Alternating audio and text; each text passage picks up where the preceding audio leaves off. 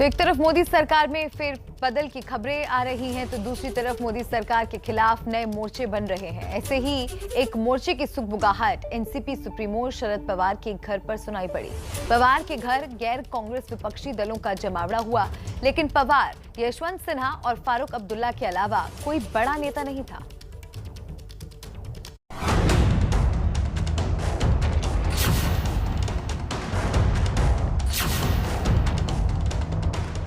एक मराठा क्षत्रप जिनकी एक तिरछी नजर हमेशा प्रधानमंत्री की कुर्सी पर रही, नाम शरद पवार।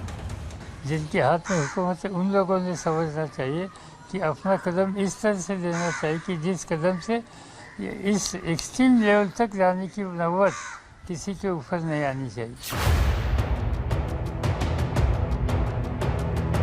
বাংলায় বিজেপিকে আমরা ঢুকতে দেব না, মনে রাখবেন বাংলায় বিজেপি আসবে না, বাংলায় বিজেপি থাকবে না। एक रीजनल सुपरस्टार जिसने बंगाल चुनाव के दौरान ही बता दिया कि दिल्ली की किल्ली भी फिट करना उसे आता है। বলুন ধর্ম নিয়ে খেলবেন, খেলা হবে, খেলা হবে। नाम ममता बनर्जी। আমি যা করে বেড়াচ্ছি ওই একটা পায়ে দেখবেন বাংলা জয় করব, আর দুটো পায়ে তো দিল্লি জয় আগামী দিন করতে হবে। तो क्या बंगाल विजय के बाद दिल्ली विजय के लिए ये गैर कांग्रेसी दो बड़े विपक्षी नेताओं की रणनीति है, जिसमें एक अहम कड़ी बनकर आए हैं प्रशांत किशोर। शरद पवार के घर गैर कांग्रेस विपक्षी नेताओं की बैठक में खास बड़े नेता तो नहीं दिखे, लेकिन ये बैठक उस वक्त हुई जब ममता बनर्जी के चुनावी चाणक्य प्रशांत किशोर ने पिछले 10 दिनों में शरद पवार से 2 बार मुलाकात की। पहली मुलाकात 11 जून को मुंबई में हुई, तो दूसरी मुलाकात 21 जून को दिल्ली में। और दिल्ली की मुलाकात के बाद ही पवार ने ऐलान कर दिया था कि मंगलवार की शाम 4 बजे वो मंगल बेला आएगी, जब गैर कांग्रेस विपक्षी नेताओं का उनके घर पे समागम होगा। ठिकाना उनका होगा, लेकिन मंच समाजवादी से होकर बीजेपी वाले और फिर ममता की पार्टी में गए यशवंत सिंह का होगा राष्ट्रमंच। लेकिन बैठक की धूम जितनी थी वो 24 घंटे में ही धड़ाम से गिर गई। आज की सभा में विशेष तौर पर आज की ये एक मंच का जो आइडियोलॉजी है और मंच का जो कार्यक्रम है, उसके तहत ये तय हुआ है कि पॉलिटिकल, इकोनॉमिक और सोशल वातावरण जो आज देश में बना है उसको बेहतर बनाने के लिए, उसको ठीक करने के लिए राष्ट्र मंच का क्या रोल होगा, इस पर सुझाव सबको सुना गया और इसमें अच्छे नॉन पॉलिटिकल लोग भी रहे। पवार के घर हुई बैठक में कोई बड़ा नेता नहीं दिखा। शरद पवार और यशवंत सिन्हा के अलावा बड़े नेताओं में केवल उमर अब्दुल्ला ही दिखाई दिए। आम आदमी पार्टी की ओर से संजय सिंह आने वाले थे, लेकिन उनकी जगह आए सुशील गुप्ता। तो क्या ये मान लिया जाए कि पवार के घर पर तीसरे मोर्चे का हवाई विमान लैंड होने के पहले ही क्रैश कर गया?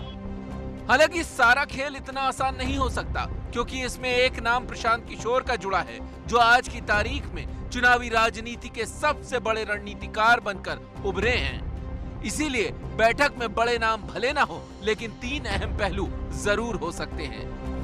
2024 के लोकसभा चुनाव के लिए तीसरे मोर्चे की कोशिश हो सकती है। ममता बनर्जी उस तीसरे मोर्चे का चेहरा बन सकती हैं और उस संभावित मोर्चे की बागडोर शरद पवार के हाथों में हो सकती है।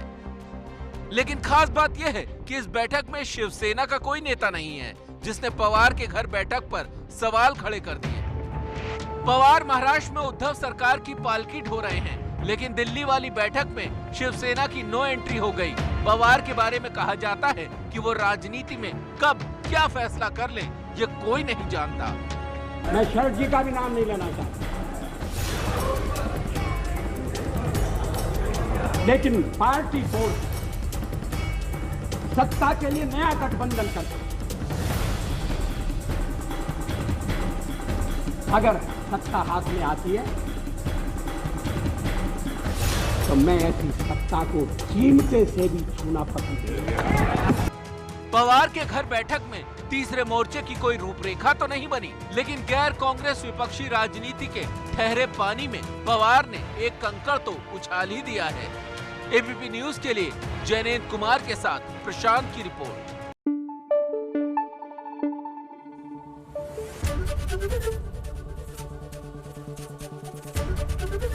एबीपी न्यूज आपको रखे आगे।